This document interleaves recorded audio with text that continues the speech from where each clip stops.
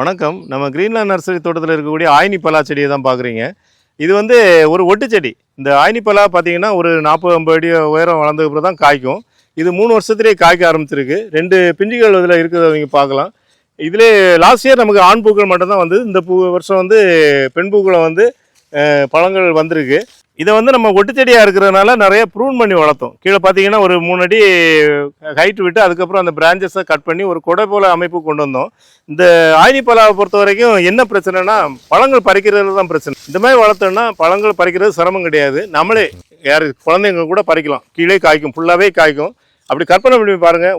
ஆயினி பலா பழத்தை பொறுத்த வரைக்கும் சிலருக்கு அதில் அது ரொம்ப சுவையாக இருக்காதுன்னு ஒரு எண்ணம் உண்டு. ஆனால் நிறைய பேர் இதை விரும்பி ரசித்து சாப்பிட்றவங்க இருக்காங்க.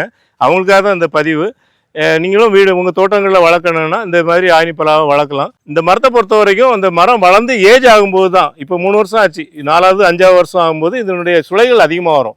ஆரம்பத்தில் சுளைகள் கம்மியாக தான் இருக்கும். எந்த பலாப்பழமாக இருந்தாலும் சரி, மாம்பழமாக இருந்தாலும் சரி, காய்க்கிற தன்மையும் சரி, அதனோட ருசியும் சரி, எல்லாமே ஆரம்பத்தில் கம்மியாக இருக்கும். மெச்சூரிட்டி ஆகும்போது பழங்கள் ரொம்ப சுவையாக இருக்கும். அதுக்கு எடுத்துக்காட்டு தான் இந்த செடி.